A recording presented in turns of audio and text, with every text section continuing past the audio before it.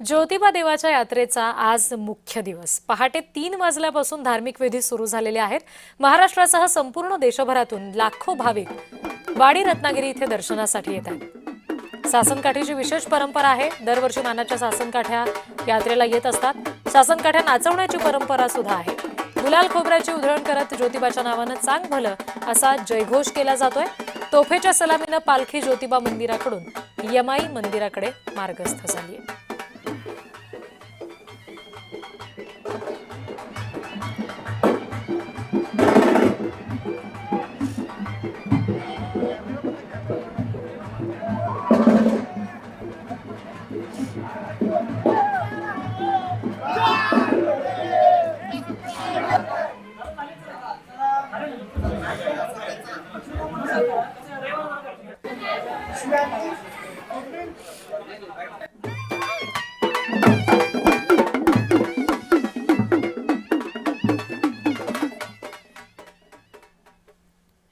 दख्खनचा राजा ज्योतिबा देवाची चैत्र यात्रा सुरू आहे. चैत्र पौर्णिमेच्या यात्रा काळामध्ये गुलालाची उधळण होत असते आणि याच काळामध्ये आणखी एक परंपरा मोठ्या प्रमाणात बघायला मिळते.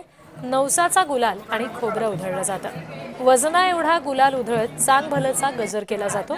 नवसाची ही परंपरा गेल्या अनेक वर्षांपासून सुरू आहे. यात्रा काळामध्ये सहकुटुंब येऊन नवस पूर्ण करण्याची भक्तांची इच्छा असते. या नवसाच्या गुलाला संदर्भात